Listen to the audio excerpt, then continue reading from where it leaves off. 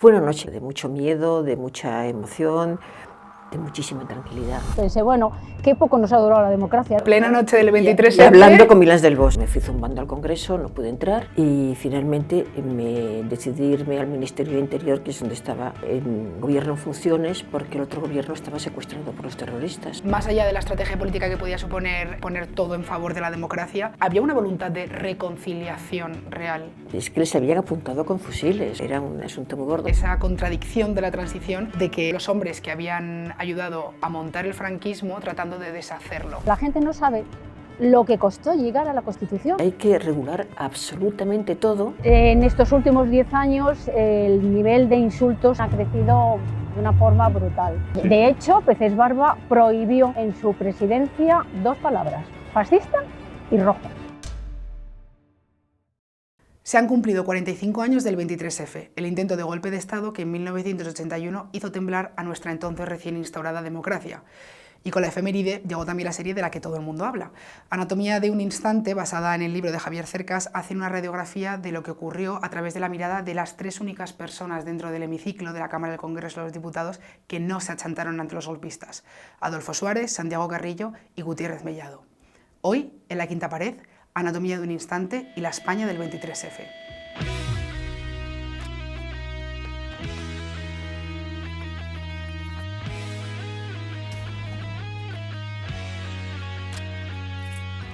La Quinta Pared. Bueno, teníamos muchas ganas de hacer este programa porque para la gente que como yo nacimos en una democracia muy adentrada, el 23F era un episodio bastante borroso y lejano de nuestra historia reciente, y Anatomía de un instante, esta serie, nos ha ayudado a entender qué pasó, cómo pasó y sobre todo qué es lo que llevó a ello. A raíz de la serie, del aniversario, de la muerte de Tejero y la desclasificación de los archivos del 23F, hemos oído estas semanas hablar del tema mucho, sobre todo a muchos hombres. Pero la noche del 23 de febrero de 1981 también había mujeres, pocas, pero las había. Una de ellas, la periodista Pilar Cernuda, que trabajaba en Colpisa, le pilló el golpe en la redacción y enseguida fue al Congreso de los Diputados. Los militares no le dejaron entrar y, muy astuta y muy rápida ella, decidió ir al Ministerio del Interior, que es donde estaba el gobierno en funciones. Allí es donde descubrió que Armada estaba detrás del golpe. Para hablar del aire que se respiraba en Madrid aquella noche, de los contrastes de aquella España con la actual y de qué es lo que pasó y por qué llegaron a ese punto, hoy tenemos la suerte de contar con la mismísima Pilar Cernuda. ¿Cómo estás? Hola Lucía, muy bien. Oye, deseando contarte cosas. Lo primero, Sí. mil gracias por venir y por seguir estando dispuesta a hablar del 23F después de tantos años y tantas cosas que se han hecho al respecto. Bueno, hay cantidad de libros. Yo misma escribí un libro con Fernando Jauregui y hemos investigado mucho. De hecho, los que vivimos el 23F no nos ha asombrado nada la desclasificación. Justamente te quería preguntar por eso, el tema de la desclasificación de los archivos, que ha sido un poco la noticia más reciente, bueno, aparte de la muerte de Tejero. Hubo durante mucho tiempo en España la creencia de que cuando se desclasificasen eso iba a hacer temblar los pilares del Estado de Derecho y sobre todo de la monarquía concretamente. Y no es que, más allá de anécdotas como la opinión de la mujer de Tejero sobre la implicación de su marido en el golpe, no ha habido gran avance, ¿no? Vamos a ver, es que se sabía todo. Yo creo que menos la conversación de la mujer de Tejero con Milans del Bosch, se sabía todo. Y lo que no se ha desclasificado ahora, y si quieres te lo cuento, es otra conversación de la mujer de Tejero con Milans, que es la que sirvió para que el gobierno supiera que estaba armada en el golpe, que fue una conversación, si tienes un minuto te la cuento. Sí, sí, yo me además fui, te quería preguntar por eso, también claro. por adentrarnos un poco, ¿cómo viviste tú esa noche? Bueno, esa noche yo estaba... En aquella época no había teléfonos móviles y cuando hay un acontecimiento importante como era la investidura del nuevo presidente, lo que hacías es, los pocos teléfonos que había en el Congreso, que eran de cabina, pues siempre lo que hacían era, había gente en el Congreso y algún periodista que estaba en la redacción nos dictaba, porque no teníamos tiempo, no te dejaban hablar tanto tiempo por teléfono, había cola. Entonces a mí me tocó ese día estar en la redacción y cuando estaba en la redacción estábamos viendo la televisión y es cuando vimos todo aquello. Bueno, me fui zumbando al Congreso, no pude entrar, lo intenté, había todo tipo de bloqueo y finalmente me decidí irme al Ministerio de Interior, que es donde estaba, como acabas de explicar, el gobierno en funciones, porque el otro gobierno estaba secuestrado por los terroristas. no sabíamos dónde los habían llevado, no sabíamos si los habían metido en un cuartel, estaban muertos, no teníamos ni idea, que eso fue una angustia que tuvimos todos, ¿no? Y entonces me fui, el rey decidió que como había un vacío de poder, que no había gobierno, pues se le ocurrió que hubiera un gobierno en funciones con los secretarios de Estado y los secretarios generales. Entonces decidí irme al Ministerio de Interior. Como todos los periodistas de aquella época, conocíamos mucho jefe de prensa de Interior, le llamé desde abajo, desde la cabina de entrada del ministerio, me vine a buscar, no había nadie de periodistas y me fui a una salita que me puso Moncho, el jefe de comunicación, y digo, yo espero aquí a ver qué decisiones se toman, a ver qué pasa. Y salió uno de los secretarios de Estado, que era el de Presidencia precisamente, y fui al baño y entonces le pregunté ¿qué está pasando? ¿Qué sabéis? ¿Qué datos hay? Y me dijo, estamos con muchos nervios porque parece que Armada está en el golpe. Armada, el teniente general Armada, yo lo conocía mucho porque hacía información de la Casa Real, fue preceptor del rey, del príncipe Felipe, del príncipe Juan Carlos durante muchos años, y luego fue secretario general de la Casa, luego se va mal con Adolfo Suárez y se fue destinado a la herida. Pero tenía una relación muy cercana con el rey. A mí eso me asustó mucho. Digo, aquí la gente, o sea, yo no dudé ni un momento del rey, ni un momento, porque lo conocía muy bien. Para los oyentes que igual no sepan lo importante que era la información que sacó Pilar esa noche, el general Armada era un contacto, o sea, era una persona muy cercana al rey y su implicación levantaba sospechas sobre la posible implicación del rey Juan Carlos. Por lo que la información de hecho, se utilizó en los primeros momentos, se utilizó eso por parte de los no juancarlistas, ¿no? Vale. Yo, como conocía muchísimo al rey, sabía muchísimo lo que pensaba de la democracia, cómo la construyó él. El rey fue quien impulsó la democracia, fue quien se empeñó en que las primeras elecciones fueran democráticas con el Partido Comunista dentro, y que se empeñó que la primera legislatura fuera constituyente, es decir, que fuera para redactar una nueva constitución. No dudé en ningún momento, pero me asustó mucho que estuviera Armada por la implicación que suponía. La implicación, las consecuencias no, lo que la gente iba a pensar. Bueno, entonces, esperé, y a media hora sí salió otro de los responsables, que era el secretario de Estado de Interior, la INA, y le volví a preguntar, Paco, ¿qué ha pasado? Y me ha dicho, está confirmado que está armado en el golpe. Y ya se lo hemos comunicado al rey, y él sabe todo. Bueno, entonces me fui zumbando a la agencia, y al llegar la agencia la dirigía Manu Leguineche, y entonces dije, Manu, Armado está en el golpe, hay que darlo. Y dijo, vamos a comprobarlo. Y dice, porque es una noticia tan gorda que hay que importante comprobarlo. Contrastar la información. Claro, claro, bueno, menudo era Manu. Sí. Entonces acababa de llegar una de las periodistas que estaba en el Congreso, que era Susana Olmo, que además estaba muy nerviosa, porque se le había caído unos cascotes y ya estaba en la tribuna de prensa, se le rompieron las gafas, se había hecho una pequeña herida en la frente, estaba nerviosísima, entre el miedo que estaba pasando toda la gente que estaba allí, todo aquello, es que les habían apuntado con fusiles, o sea, es que era un asunto muy gordo, estaba nerviosísima. Entonces Manu le dijo, Susana, llama a Milans y dile que eres la mujer de Armada, y de Tejero, y a ver qué te dice. Bueno, cuando Manu decía algo, siempre era una locura, pero estamos tan acostumbrados, tanto Susana como yo, que ya estoy ya trabajando con él, que bueno, buscamos en la guía de teléfono, Capitanía General, y había estado ahí el teléfono, llamamos a Centralita, el señor que cogió, que debía ser un soldado, pues hijo de su Capitanía General, y entonces Susana, nerviosísima, pero sabiendo que no se iba a poner, dijo, por favor, quería hablar con el teniente general Milans. Y entonces le dice el soldado, aquel que cogió el teléfono, dice, ¿quién es usted? Y dije, la mujer de Tejero. Y ante el estupor de todos nosotros, se puso, bueno, Susana no hablaba, balbuceaba, que yo creo que eso le dio más credibilidad. Entonces Milans empezó a decir, Carmen, es que tu marido ahora se niega a aceptar a Armada. Pero ¿cómo es posible que nos va a estropear todo? Bueno, no decía estropear, decía joder, yo qué sé, pero dijo, es que tú ahora se niega. Bueno, Susana colgó el teléfono y nos lo dijo. De los nervios, ¿no? Me imagino, porque claro. Está en pleno, contexto, plena noche del 23F. Y hablando con Milans del Bosch. Hablando con Milans del Bosch, que te está confirmando lo de Armada. Entonces, corriendo se fue a Teletipos a mandarle información, y cuando a la semana o así, que eso es de las cosas más divertidas, cuando estamos en el ministerio contando toda aquella historia, de repente dice Rosón, oye Pilar, ¿y cómo os enterasteis de la noticia? Porque fuimos los que lo dimos. ¿Disteis la exclusiva en Colpisa? Sí, fuimos nosotros. Vale. Y le cuento la historia y entonces dice él, y es cuando Milans le dice a Susana, Carmen, es que tu marido se niega a aceptar a Milans, perdón, Armada. Y dice, sí, claro, ¿y cómo lo sabes? Dice, porque tengo una transcripción de todas las conversaciones que hubo en Capitanía aquella noche.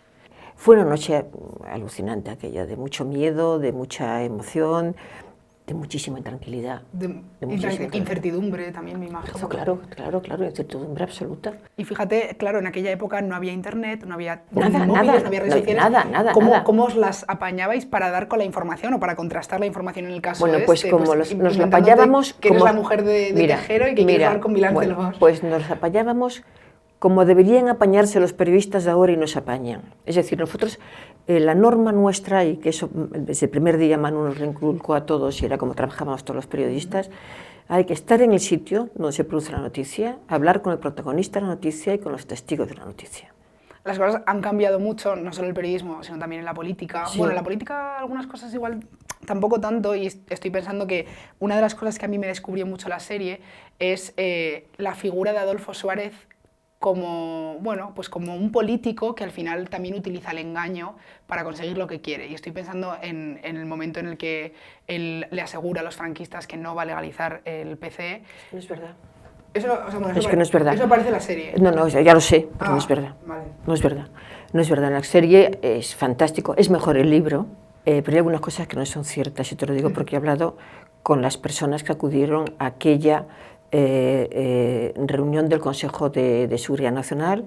En esa reunión le preguntan a Adolfo Suárez, porque estaba diciendo ya los medios de comunicación que él quería que las elecciones primeras que hubiera que fueran con el Partido Comunista dentro. Y entonces le preguntaron si lo iba a legalizar y les pusieron los de la Marina que no lo iba a hacer. Entonces Adolfo Suárez y el Guti, es decir, Gutiérrez Mellado, dijeron que era una instrucción del rey, que el rey estaba absolutamente convencido que eso lo tenía que hacer, que el rey era el capitán general de todos, se lo dijo sobre todo a esa junta, perdón, era el rey el que presidía la junta, y que entonces lo que sí le pidieron es que antes de la legalización, el rey les habló como capitán general y les dijo que se iba a legalizar, y que lo que sí le pidieron fue que por favor le avisara exactamente en qué fecha se iba a hacer para explicárselo ellos a sus propios subordinados, ¿no? Y entonces es cuando Adolfo Suárez dice, no voy a legalizarlo hasta que os comunique que el proceso de legalización se va a ser inminente, que puede ser dentro de 3 días o 4 días, pero en ningún caso le dijo que no se iba a legalizar. Lo que sí les dijo es que les avisaría, y es lo que no cumplió. Eso es lo que no cumplió. Vale. Y es lo que le reprocharon los militares. Es lo que les enfadó tanto. Claro. El rey tenía claro entonces que para que unas elecciones fueran democráticas tenía que participar el PCE, pero sí que vemos también cómo, bueno, Carrillo vuelve a España con muchos, lo que llaman ahora haters. Mucha gente lo odiaba. Y de hecho hay una escena de la serie que dice que sale la gente cantando lo de "vuelve Carrillo, tenemos picadillo". A mí me quedaba la duda de si esa gente que odiaba a Carrillo y que estaba en contra de legalizar el PCE quería la democracia. Bueno, es que toda la democracia, tú no te levantas un día demócrata. Claro. Es que uno de los papeles importantísimos que hicimos los periodistas fue contarle a la gente lo que era la democracia y lo que significaba para España ser un país democrático. Claro, había gente que no sabía lo que implicaba. Nada. Y era gente que llevaba 40 años escuchando que Carrillo y los comunistas eran criminales, todas las barbaridades que había hecho en la guerra, porque ahora estamos contando las barbaridades que han hecho los de el bando nacional. Claro, el bando nacional, pero en aquella época fueron 40 años contando todas las barbaridades que hicieron los comunistas. Todo lo que está pasando ahora con todas las barbaridades que hicieron los nacionales durante 40 años eran solamente los republicanos, fundamentalmente los comunistas.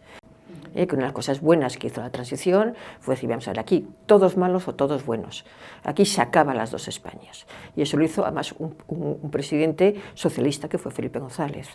Justo ahora que dices esto, antes hablábamos que para mí a mí la escena que más me emocionó de la serie fue precisamente el episodio de Carrillo, sí. cuando bueno, pues cuando ocurre la matanza de Atocha, que Sí. para la gente que no esté familiarizada, pues justo en el 77, en pleno momento de negociación de Adolfo Suárez con el PCE, bueno, pues un grupo ultraderechista asesina a 5 comunistas, y la reacción de Carrillo ante eso, dice, bueno, la serie dice, vamos a enterrar a nuestros compañeros en silencio sin dar pie a ninguna reacción que pueda poner en peligro la democracia. Dice, cualquier chispa podía prender el incendio que la ultraderecha estaba esperando y acabar con todo. Más allá de la estrategia política que podía suponer poner todo en favor de la democracia, ¿había una voluntad de reconciliación real? Claro que la había, excepto en los golpistas, es decir, en algunos generales que habían estado en la guerra de lado con Franco. Esos, claro, eran generales que habían participado en la guerra. Eso costó más. No todos, porque la noche 23F el rey habló con todos los capitanes generales y algunos de ellos tenían una fama de franquistas acérrimas y era el miedo que teníamos todos.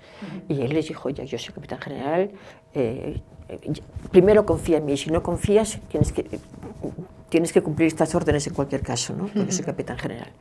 Y eso fue fundamental, que el rey fuera capitán general, fundamental.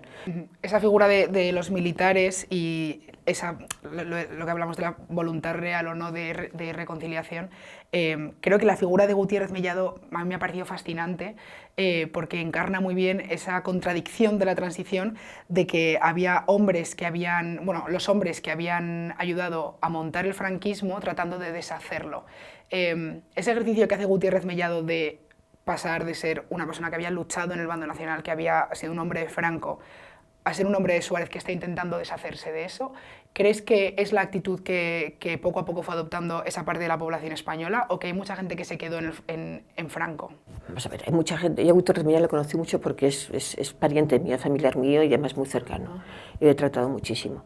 Y él no participó en la guerra militarmente, él trabajaba en inteligencia y él estaba en Madrid.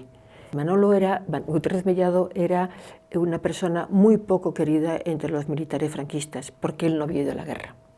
Vale. Y en aquella época, pertenecer a inteligencia era como un asunto menor. Hace falta conocer a la gente que está en inteligencia, ahora y antes, para saber cómo arriesgan la vida, muchas veces más que en un campo de batalla, ¿no? Y él hizo un servicio importantísimo. Pero él era un militar muy estricto, con genio, pero él creía en la democracia. Y luego tenía una relación magnífica con Adolfo Suárez, el que no conocía. Él le conoció cuando le hizo vicepresidente, pero magnífica, y además como vivían los dos en la Zarzuela, uno en Palacio y otro en Semillas, que es donde estaba la residencia de los vicepresidentes, después fue Alfonso Guerra el que vivía allí, pues se veían mucho las familias, jugaban al mus, se jugaba mucho al mus con Felipe González, perdona, con Adolfo Suárez, y tenía una relación muy estrecha y muy de confianza. Y era absolutamente, y tenía una buenísima relación con el rey Juan Carlos, buenísima, que le conocieron cuando era jefe de Estado, no antes, ¿no? Entonces, pero era un hombre, yo como lo conocí también desde pequeña, era un hombre muy autoritario, con un sentido del deber impresionante. Entonces, seguro que en la época de Franco era franquista, pero en cuanto vio el cambio hacia la democracia y él era militar y el jefe de Estado era su capitán general, vamos, es que no hubo ni un ápice de duda en ninguna de sus actuaciones. Ninguna. Siguió la orden. De hecho, él es la persona que se levanta del escaño, en la noche del 23, él se levanta del escaño y se enfrenta, incluso físicamente, a los golpistas. Claro, que es porque vienen a levantar a Adolfo Suárez. No, le cogen a él porque era el ministro, el vicepresidente de Defensa. Y entonces le levantan y le quieren entre dos, le quieren echar al suelo. Además, dos eran tenientes, un teniente y un capitán, y no lo consiguen porque yo creo que él cuenta con la rabia. Entonces, además, automáticamente se levanta de su escaño Adolfo Suárez y va a auxiliarle. Y es cuando se lo llevan a los dos. Se los llevan a los dos y además que empuñando las no sé si eran metralletas, y que fue un susto tremendo aquello. Él también supongo que tenía mucha rabia acumulada porque se ve que el desgaste de cómo, bueno, había muchos militares que no podían ni verle, y es muy paradójico con todo lo que costó llegar a la democracia, que una vez se consiguió y en el momento en el que pues se aprueba la Constitución, ese año 1980, que bueno, de repente todo el mundo está enfadado porque la gente de derechas se siente traicionada, la gente de derechas se siente traicionada de alguna manera, los militares más bien se sienten traicionados, la gente de izquierdas también como insatisfecha, ¿no? Y luego ETA está en el momento más activo, el dato son 450 atentados terroristas, más de 130 muertos, uno cada 3 días y casi todos uniformados. Se escuchaba la expresión de ruido de sables en el 80. Sí. No, antes. Bueno, sí empezaron antes, lo que pasa es que en el 81 fue cuando ya se desencadenó todo. Una vez que se aprobó la Constitución, es como si se hubiera hecho tabla rasa, civil, pero los militares son los que, claro, porque era una Constitución que les convertía en personas que no eran todopoderosos, desde luego ya no existían ni las capitanías generales en cada región. O sea, entonces, y luego ETA. Y ahí empieza a sonar, empieza el ruido, el famoso ruido de sables. El ruido de sables fue por dos cosas, por ETA y por las autonomías. Claro, sí, claro. Entonces fue la Constitución, fue a través de la Constitución. Que el ruido de sables es el término que se empleaba en los medios, ¿no? para identificar pues, el miedo a una posible involución, bueno, un golpe por parte de los militares, ¿no? Pero fíjate, yo creo que pensabas en un escarceo, en algadadas, pues un poco los coroneles que hubo, pero que la Constitución civilmente fue absolutamente aceptada, pero con una barbaridad de... Bueno, curiosamente, donde tuvo más apoyo fue en Cataluña. En el País Vasco no, porque el PNV estaba por la abstención, pero en Cataluña. Lo de la Operación Galaxia, que también aparece en Anatomía de un instante, y estuve investigando un poco al respecto, y bueno, me hizo como cierta gracia que la Operación Galaxia, que es también un intento también en el que estuvo involucrado Tejero, aquí al lado, una manzana de aquí. Aquí en Chamberí, en un sitio que se llamaba la Cafetería Galaxia, y yo pienso, vale, el ruido de sables, pero bueno, al final eran unos militares haciendo un plan en una cafetería con un papel y un boli, poco menos que a la vista de la gente. Sí. ¿Hubo en algún momento una capacidad real de dar un golpe? No, porque no estaban los generales. Era muy en torno a tenientes coroneles. O sea, no era un movimiento solvente. No. Es que el ruido de sables se decía eso porque no eran los cuarteles, era en las salas de armas de los cuarteles, que allí estaban además que los jefes. No las grandes autoridades, eran los oficiales. De hecho, cuando fue el golpe de Estado, la gente no sabía en un primer momento parecía que estos son los que vienen, como eran guardias civiles, con un tricornio, debe haber algo de ETA y vienen a salvarlos de ETA. Hasta que fue un periodista de la SER, Rafa, que conocía, porque hacía información militar, y dijo, este es Tejero. Claro, insisto en que en aquella época no había internet, no se podía buscar en Google una cara, una foto, o sea, nada, por eso, ponerle cara a y Tejero. fue Rafa el que lo... Porque más Rafa, bueno, por el poquito tiempo, porque es que además, se podía ir sabiendo lo que pasaba dentro, claro, no había teléfonos móviles, porque los golpistas no se dieron cuenta que quedaba enchufada una cámara de televisión española. Mi marido trabajaba en televisión entonces, y entonces yo cuando le llamé a ver cómo estaba, me dijo que estaba bien. Luego ya más tarde ya me dijo que estaba allí con un tío con una metralleta encima de la mesa, pero me contaba todo lo que estaba pasando, porque había esa cámara, nosotros no la veíamos, pero por el circuito interno de televisión sí. O sea, los golpistas se dejaron una cámara de televisión española enchufada durante más de una hora. Y el que era tu pareja estaba viéndolo en directo, porque era de Televisión, y me lo contaba a mí y yo lo iba escribiendo a mano. Y tu marido te iba diciendo a través del teléfono. Claro, hasta que un momento determinado le iba llamando y de repente sí, no, y ya me el susto. ¿Estás solo? No. ¿Militares? Sí. ¿Armados? Sí. Bueno, yo estaba... Con el corazón en un puño. Bueno. Horrible. Fíjate. Sí. Bueno, por suerte lo máximo que pasó fue el 23F. ¿Tú crees ese episodio en nuestra historia el giro de guión que necesitaba esa España, la que decíamos del auge del terrorismo, de la insatisfacción militar? ¿Fue el giro de guión que necesitaba esa España para empezar a tomarse en serio la democracia? La Constitución. Sí. Lo que fue a tomarse en serio la democracia fue la Constitución. La ponencia estuvo trabajando durante casi 2 años y, claro, ibas aprendiendo. Es que seguir el debate constitucional de la ponencia, el de los 7, fue apasionante. Cómo ibas haciendo una Constitución, nosotros que no sabíamos lo que era una Constitución. Y cómo te das cuenta que hay que regular absolutamente todo y además todas las posibles situaciones Aristas, que se pueden dar sí, a todos los niveles. Entonces todo eso te hacía entender que era importantísima aquella Constitución. Y yo creo que por eso fue tan amplio el respaldo. Pero bueno, también si venían, digo, con el 23F, que fue en el 81, si venían en el año 80, pues esa masacre de atentados y bueno, ese como malestar por parte de los militares, entiendo que el 23F pudo ser el susto que hizo mucha gente decir... Susto terrible, sí. El susto que hizo mucha gente decir, bueno, vamos a... Sí. Esto no está garantizado, claro. Esto no está ganado y claro. Esto hay que seguir Y luchándolo. Luego fue muy revelador también cómo se hizo el juicio.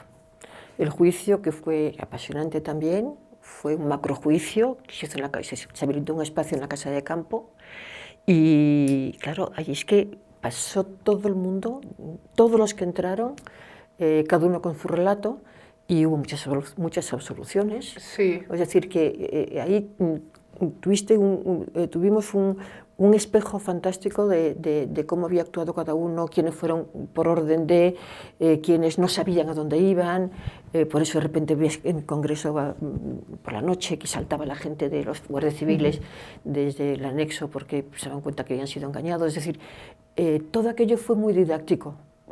Veías perfectamente pues a quienes le habían dado una orden y lo cumplían, no sabían ni lo que era. Y como algunos se estaban dando cuenta en directo de que otros les habían traicionado. Efectivamente, todo aquello fue... Con sus declaraciones. Sí. A mí de esa España me había llegado pues, la eclosión cultural de la movida madrileña, un poco la apertura al mundo, de la que hablas también con la llegada de la Constitución y de la democracia, pero claro, te paras a pensar un momento en que Fabio McNamara y Antonio Tejero convivieron en el mismo espacio temporal, y bueno, pues aparece un poco Berlanga, ¿no?, en la cabeza. Sí.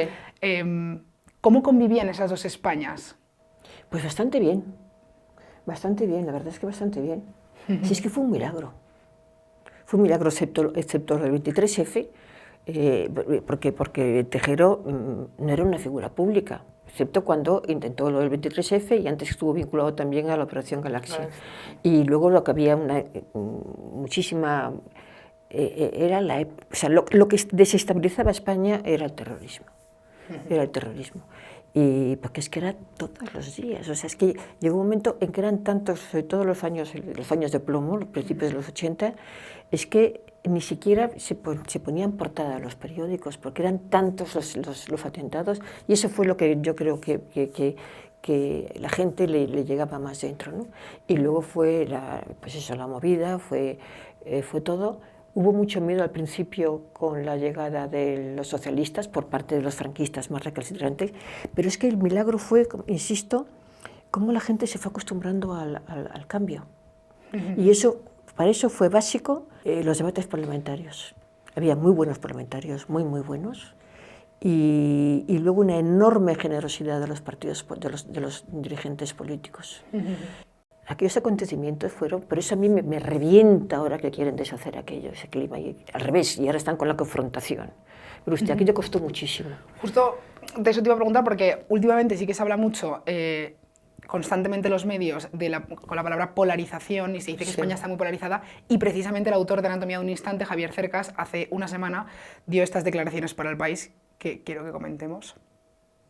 Polarización la hay en Estados Unidos. En Estados Unidos de Trump. Ahí hay polarización. En la Gran Bretaña del Brexit. En la Cataluña de 2017. No digamos en la España de 1936, donde la gente se mataba por las calles.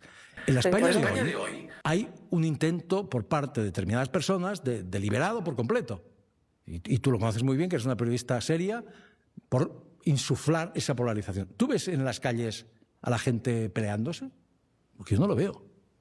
Yo no lo veo. Hay gente, naturalmente, hay opiniones diversas, hay gente que le tiene manía a Pedro Sánchez, hay gente que le tiene manía a no sé quién, Bueno, hay gente que se está envalentonando en sus gritos y pronunciamientos contra Pedro Sánchez. Muy Eso bien, se está viendo en público, en el espacio y público. contra Pedro Sánchez y contra no sé quién. Completamente de acuerdo, pero completamente de acuerdo. Pero es que el problema está que la tensión que hay ahora la promueven desde el gobierno. ¿Por qué? Yo conozco mucho a Pedro Sánchez. Hubo una época que antes de ser presidente de gobierno, que tiene una relación muy buena con él y me ha engañado como a todo el mundo. Pero él le interesa la crispación. O sea, Pedro Sánchez es un personaje que yo no sé cómo ha llegado a llegar. Bueno, a él y un poco también a las normas del juego que hay ahora en política, ¿no? Porque cuando vino aquí Vicente Vallés y hablaba también de Trump como un personaje al que le interesa también a Trump generar eso, generar confrontación. Claro. Primero, por dos razones. Primero, para tener más protagonismo. Y luego hay otra cosa. Mira, la gente inteligente como Adolfo Suárez lo decía siempre. Yo soy muy poco culto, yo no sé mucho de política, pero tengo intuición y sé moverme en el mundo de la política, pero yo no sé de muchas cosas. Y entonces yo lo que quiero es tener un gobierno de gente que sean los mejores en lo suyo. Y dice, bueno, yo lo que puedo es coordinar, yo lo que puedo es decirlo, y me puedo ocupar de lo que es la política pura. Y Pedro Sánchez no, como quiere destacar, está rodeado de gente de una mediocridad aplastante. Y los que no eran mediocres están abducidos. Hay 3 o 4 miembros del gobierno que yo tenía una relación espléndida con ellos antes, algunos de ellos de relación personal estrecha, de amigos de verdad, que no los conozco, no los reconozco. Yo hace ya mucho tiempo que digo que es como una secta, me llamaron de todo, ahora ya somos muchos los que decimos que son como una secta, pero es que tiene una capacidad Pedro Sánchez, ¿verdad? Pedro Sánchez, bueno, patriotismo cero, desde luego, y digo patriotismo, no patrioterismo, que eso es Vox. Yo digo patriotismo, es decir, que quieras tu país y quieras lo mejor para tu país. Cero. Y lo que quieres lo mejor para sí mismo. Pero ¿no crees que esta forma de insuflar, como dice Javier Cercas, la polarización también desde los medios de comunicación, bueno, claro, no tiene también que ver con el auge de las redes sociales y con como esa estrategia de comunicación política que pasa por dar el titular como más... Pero que lo utiliza muy bien eso. Primero, las redes sociales yo creo que son un peligro público. No, lo digo en serio, como lo digo públicamente, es decir, es el mejor invento de la comunicación después del gobierno, del teléfono, el mejor y el peor utilizado. Tú no sabes con quién hablas. Ahí se pueden destrozar biografías de personas excepcionales. Y por lo que sea, hay alguien al que le echa una faena o no le puede ver o lo que sea, y le destroza vivo y no se puede recuperar. Y lo contrario, ensalzar personas de quinta categoría que tú no tendrías en tu casa ni para que le enseñaran matemáticas a tu hija. Bueno, hemos estado con Ana Rivero, que fue taquígrafa en el Congreso desde Arias Navarro hasta Pedro Sánchez, precisamente, hablando también un poco pues, de la noche 23F y de la evolución de España hasta ahora. Hoy nos hemos acercado hasta la icónica Carrera de San Jerónimo para entrevistar a Ana Rivero, que es la persona que más años ha trabajado en el Congreso de los Diputados. Ella ha sido la taquígrafa desde 1975 hasta 2024 y, por supuesto, ha visto pasar a todos los presidentes, desde Arias Navarro, pasando por Adolfo Suárez, Felipe González, Calvo Sotelo, Aznar, Zapatero, Rajoy y hasta Pedro Sánchez. Además, por supuesto, de todos los diputados electos en estos últimos 50 años. Un dictador, 8 presidentes, 15 legislaturas, 2 reyes... Ana, ¿qué tal? Bienvenida. 3.000 diputados, la jura de Leonor, todo. Lo has vivido todo. El 23F, la pandemia, todo. No me ha faltado nada. ¿Y cuál es el momento que recuerdas con más orgullo de todos estos 50 años? Positivo fue la aprobación de la Constitución, que fue maravillosa, el momento estelar de mi vida parlamentaria. Y el peor momento, el 23F. Que pensé, era muy jovencita, tenía 27 años, pero es igual, pensé, bueno, qué poco nos ha durado la democracia, ahora me tengo que exiliar otra vez. Total. Justo de esto queríamos hablar, de que en la serie Anatomía de un instante, en el primer capítulo vemos a un Adolfo Suárez que le cuesta horrores levantar la democracia en España. Es que la gente no sabe, porque o bien no se estudia en los colegios o no se ha hecho pedagogía, pero la gente no sabe lo que costó llegar a la Constitución. Se aprueba la ley para reforma política, a la que Suárez le costó un montón, muchísimo trabajo, porque la ley para reforma política se aprueba en 3 días. Y eso da paso ya a las primeras elecciones, a la Constitución y... Bueno, una de las cosas que yo nunca olvidaré es la cara de satisfacción de cuando ya, porque fue una votación nominal 1 a 1, cuando ya se ve que se ha aprobado la libre reforma política, la cara de satisfacción de Suárez, que se gira y mirándole a Fernández Miranda y le dice, lo hemos logrado. Hombre, es histórico, claro. Es ese histórico, momento. eso... Y otra cosa que nos llamó mucho la atención en la serie, ya en el segundo capítulo, es la figura de Santiago Carrillo, que claro, o sea, costó también un montón de trabajo que el Partido Comunista pudiera entrar al Congreso. ¿Cómo era el ambiente en el Congreso y cómo era la relación entre ellos? Muy buena. ¿Ah, sí? Muy buena. Lo bueno que tuvo la discusión de la Constitución fue que todos, yo le apreciaba mucho a Carrillo, primero porque era un hombre que estaba ya de vuelta de todo, había estado tantísimos años en el exilio. Yo le había conocido, incluso cuando me fui a trabajar con 18 años a Ginebra, me fui a una manifestación que él protagonizaba, en la que iba a dar unas charlas y tal, y dije, pues yo quiero conocer a Carrillo. Y me cayó muy bien. Sí. Y entonces ya cuando empieza la democracia y viene, y ya le conozco personalmente, bueno, es que me partía de la risa con él, porque cada vez que subía a hablar a la tribuna decía, bueno, discutiremos la semana que viene el proyecto de ley de X, si Dios quiere, y todos, muertos de la risa. Y luego era un hombre tan entrañable, y gracias a él fue posible la Constitución, porque dices ahora, ¿cómo es posible que actualmente no se entiendan, no se hablen, no dialoguen? Bueno, Carrillo se dejó en el tintero muchísimas de sus reivindicaciones. Sí. Igual que Fraga, date cuenta que por un lado teníamos a Carrillo, pero por otro lado estaba Fraga, ¿eh? Y Fraga también se tragó muchísimas de sus reivindicaciones, si no, no habría sido posible la Constitución. El ambiente era buenísimo.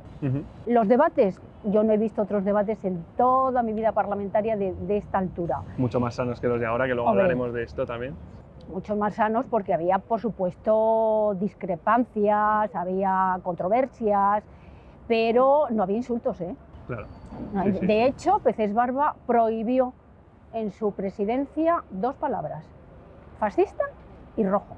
¿Ah, sí? Ni una sola vez se pronunciaron. Bueno, entrando ya un poco más en el tema que nos ocupa, que es el 23F, ¿cómo lo viviste tú? ¿Cómo fue? ¿Qué recuerdas de ese día? ¿Y en qué momento también pudiste respirar tranquila? Como que lo diste por terminado y dijiste, esto ya está, ya se acaba. Pues la política en aquella época estaba muy, muy alterada. Yo vivía en Chueca con mis padres en aquel entonces, de Chueca aquí hay 10 minutos andando. Sí, no más. Entonces, a mí me tocaba a las 6:25 y a las 6 le dije a mi madre, me voy que entro a las 6:25. Entonces me vine, entré y todo el follón me pilló en la puerta con los guardias civiles, que no me dejaba entrar, un chavalillo muy joven con un subfusil. Y le pregunto, ¿y por qué no puedo pasar a revelar a mi compañera? Porque entonces nos intercambiábamos cada 5 minutos, los taquígrafos, yo era taquígrafa, y los redactores cada media hora. Cada 5 minutos los cambiabais. Cada 5 minutos. Claro, porque es que en vez de no había ni móviles, ni vídeos, ni nada de nada. El único instrumento que teníamos era leer con el compañero. Y era una rueda, sigue siendo una rueda, solo que ahora mucho más amplia porque utilizamos todos los medios técnicos a nuestro alcance. Y cada hora y cuarto, hora y 20 entrábamos. Nosotras, las taquígrafas. A mí me tocaba entrar, no me dejaba entrar y le pregunté, bueno, ¿y qué narices pasa que no puedo entrar? Y me dijo que había etarras en las tribunas. Un día normal en Un día tu oficina. normal, y dijo, jope, etarras en las tribunas. Pues algo gordo pasa ahí arriba. Sí. Y nada, nos quedamos ahí atrapados, cerca de hora y media. Una compañera dijo, no, de etarras ni de coña. Esto es otro golpe de Estado. Y me entró muchísima pena, mucha pena, porque pensé, joder, qué poco nos ha durado la democracia, ¿eh? Desde luego. ¿Y vosotros hasta qué punto veíais posible que pudiera pasar el golpe de Estado? Ahora ya ha pasado mucho tiempo. Ha pasado mucho tiempo, yo me fui a casa con mucha pena y pensé, como esto, porque nadie lo sabía si iba... Estuvimos en un tris de que el golpe tuviera éxito. La gente salía, bueno, en muchísimas oficinas, incluso aquí en el Congreso, la gente que pertenecía a partidos políticos, determinados partidos políticos, estaba rompiendo todo, destruyendo todos los papeles que podía, porque no sabíamos qué iba a pasar. Claro. Y encima, bueno, asaltaron el bar del Congreso, arramplaron con todo, se bebieron todo, y una de las cosas que también me preocupaba mucho era que cuando entraron dijeron, en nuestra mesa pusieron papeles y como serrín, y Tejero dijo, como se vaya la luz, esto arde. Sí, sí. Es decir, pensaban pegarle fuego. ¿Tú te imaginas si lo hubiera prendido fuego con todos los escaños de madera? Habrían muerto achicharrados todos. Sí, sí, a saber qué estaría pasando a A día de saber. hoy, porque... Bueno, no había medios ni tal, pero había un diputado, no recuerdo, cuyo nombre no recuerdo, que tenía una radio. Y entonces, en el suelo, escuchaban la radio y decían, fulanito no se ha sacado los carros de Valencia, se agarra, miran de vos a la calle. Pero a mí lo que sí, como luego después con el tiempo digo, pero qué tonta. Cuando dijeron que iba a venir el elefante blanco, la autoridad competente, Sí. pues yo le dije a mi jefe que yo no me marchaba. ¿Y por qué no te vas a marchar? Me dijo, digo, porque cuando venga la autoridad competente, ¿quién va a escoger las palabras que diga? Claro, esto hay que plasmarlo en el papel. Hay de que alguna dejarlo en el forma. papel. Y es la única ocasión en 50 años que una sesión no se ha levantado, Joder. sino que se ha suspendido. Nosotros pusimos una acotación de lo que había ocurrido, describiendo, porque todo lo que pasa se recoge. Gestos, no gestos, lo de las FEMEN, lo del 23F, todo se recoge porque el diario de sesiones es un documento que se lee ahora, pero yo he estado utilizando muchísimo el diario de sesiones para una tesis doctoral y tienes desde 1810 todo lo que se ha dicho. Sí, O sea, sí, sí. por el diario de sesiones ves los problemas de la sociedad, cómo era la sociedad, qué le preocupaba. Hablábamos antes también de cómo era el ambiente en el Congreso de los Diputados y te queríamos preguntar cómo ves tú la evolución de la clase política en nuestro país. Pues de entrada no tienen la misma preparación. Hombre, no se puede generalizar, pero lo que sí te digo que es los que montan más bronca, más follón, sacan más cosas, son los que salen en los medios. Sí. Hay gente muy buena en cualquier partido, muy trabajadora, y esos no salen. Claro, los más discretos, perfil Claro, bajo y no... Claro, no. Entonces, bueno, lo que sí he percibido es en estos últimos 10 años el nivel de insultos ha crecido, de polarización ha crecido de una forma brutal. Cuesta escuchar a los oradores, le cuesta muchísimo. Esto empezó con Patxi López. A Patxi López tuvo ya muchísimas dificultades para mantener el orden. Luego Ana Pastor la llamaban la señorita Rottenmeier y todo por intentar poner el orden, era brutal. Meritxell igual, le costó muchísimo. Bueno, ya a partir de Patxi López, digamos que el ambiente se ha deteriorado muchísimo, la polarización es brutal, se insulta, no se respeta, es una pena, ¿eh? Sí, justo de esto te queríamos hablar, que como taquígrafa habréis tenido que redactar absolutamente de todo. Todo, de todo. Desde, bueno, nosotros como aragoneses se nos venía a la cabeza Ay, el váyanse pues, a la vaya mierda de la a bordeta. mierda. Pero hombre, yo voy tranquilamente, pero ¿no puedo uno hablar aquí o qué? Coño, que a ver si no puedo uno hablar aquí. A la mierda, joder. El pobrecito la Bordeta, que era un amor de hombre, Sí. ¿eh? Muy majo, muy educado, muy simpático. Y en esa ocasión defendía no sé qué proyecto de ley, tenía 2 minutos para exponerlo, había un griterío dentro, todo el mundo, había muchos rumores, muchas protestas. El presidente llamó la atención, cállase, silencio, que no me dejan hablar, y los otros seguían, vete al campo con tu mochila. Y ya se cabreó y dijo, a la mierda, aquí solo pueden hablar ustedes, a la mierda. Se cogió sus cosas y se fue. Y ya no dijo nada más. ¿Y qué más cosas así locas que hayas tenido que transcribir recuerdas? Luego, mira, yo he visto esto ya al comienzo de la democracia, que eso fue, yo digo, no puede ser que esté viviendo esto. Sagaseta, un diputado independentista canario, se quitó un zapato en la tribuna y empezó, ¡zaca, raca!, a pegar golpes. Luego otros han sacado naranjas, han sacado espárragos, otro hace gestos de, ustedes nos quieren así.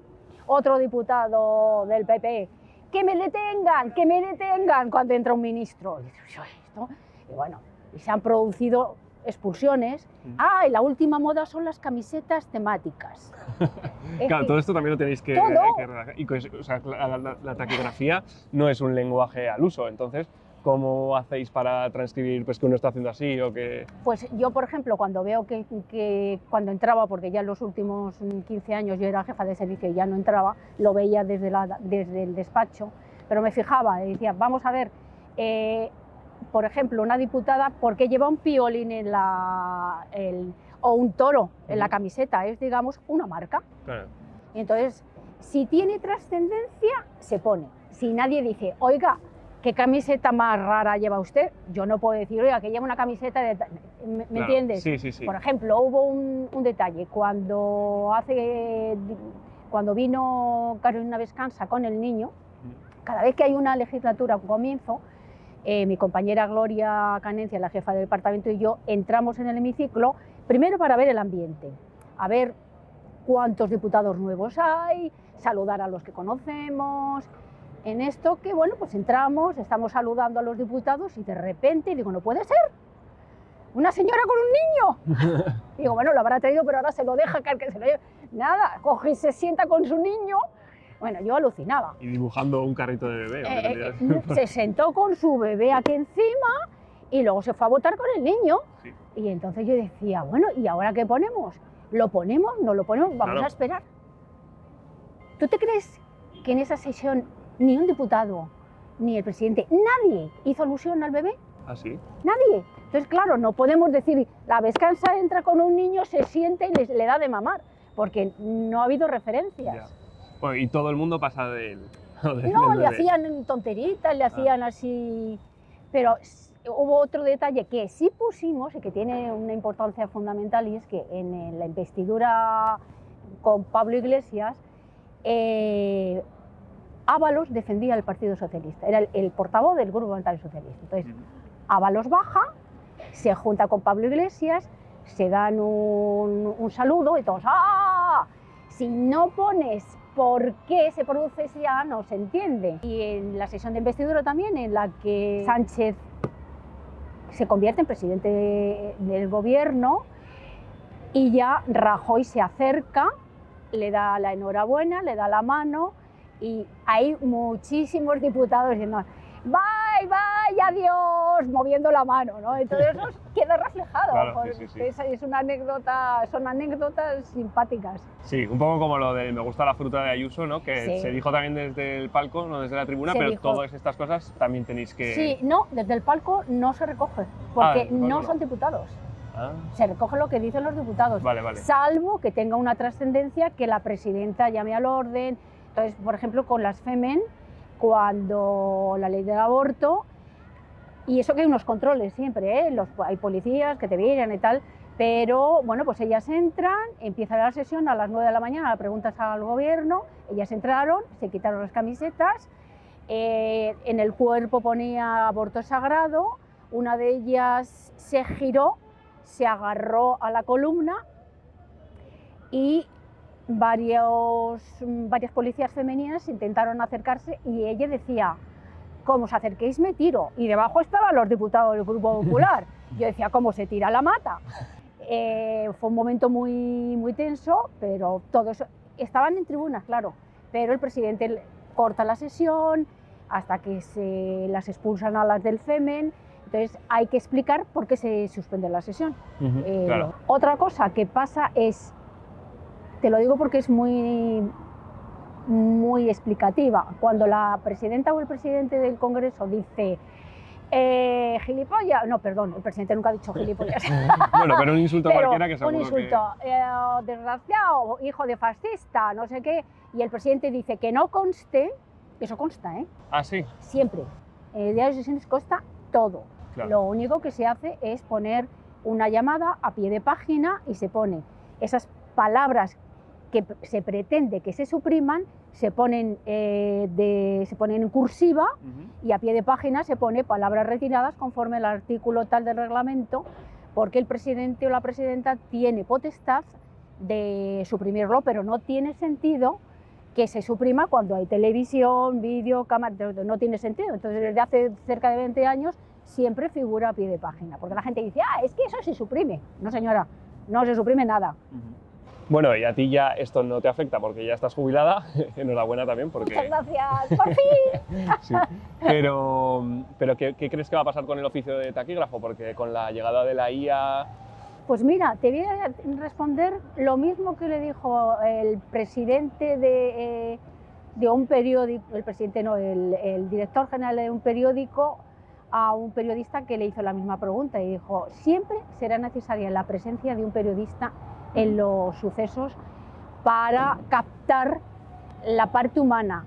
La IA, y de hecho ya se está utilizando, el volcado de texto lo estamos utilizando, pero es que el lenguaje verbal no es el mismo que el lenguaje escrito. El orador se equivoca 1000 veces y todo eso hay que contrastarlo, no se puede poner ninguna cosa que no te contrastaba.